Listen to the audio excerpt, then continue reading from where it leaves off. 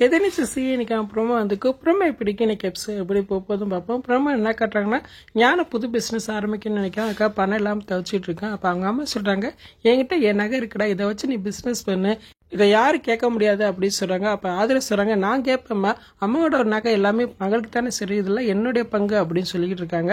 அப்போ அவங்க அம்மா வாய் முறியா அப்படின்னு சொல்லி சத்தம் போடுறாங்க. அப்போ ஜன்னி சொல்கிறாங்க, நீ எந்த காலத்தில் இருக்க, அப்படிலாம் ஒன்றும் கிடையாது அப்படின்னு அவங்களும் எடுத்து சொல்லிக்கிட்டு இருக்காங்க. அப்போ கதையை சொல்கிறேன், நீ நகையை கொடுக்கணும்னா அதுக்கு கண்டிஷனுக்கு ஞானம் ஒத்துக்கணும் அப்படின்னு சொல்கிறான். அப்படி என்ன கண்டிஷன் போடுறான்னு தெரியல. அப்போ ரேணுகா சொன்னாங்க, புது பணக்காரா நீ எதுவும் ஆரம்பிக்காதடா அப்படின்னு சொல்லிக்கிட்டு இருக்காங்க.